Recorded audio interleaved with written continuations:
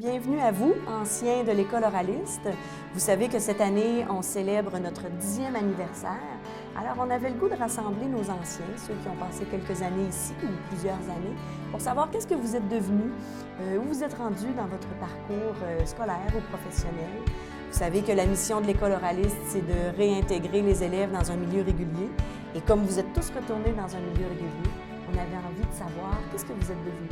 Grâce à ça, l'École oraliste, j'ai pu rentrer au secondaire, bien réussir à être interprète et de rentrer au cégep et puis plus tard à l'université. C'est ça que j'ai appris avec l'École oraliste, à plus m'affirmer puis à pas avoir honte de dire « OK, moi je suis ça ».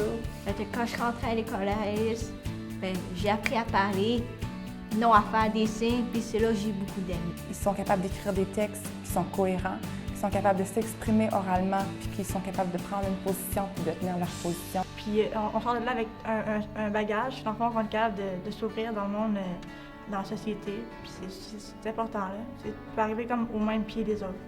La majorité, ils n'ont pas quitté l'école, ce n'est pas des décrocheurs, donc ils ont continué. Alors, il y a une certaine fierté de dire ce qu'on a fait avec eux, bien, ça les a propulsés dans le milieu régulier, puis ça a marché parce qu'ils sont encore à l'école. Au cégep, j'ai réussi à faire mes 2 cours d'anglais, puis j'ai reçu la mention méritas en anglais. Récemment, une sourde qui n'était pas là aujourd'hui, 22 ans peut-être, me disait « Tu sais, André, je suis vraiment sourde. Pourtant, elle est trilingue.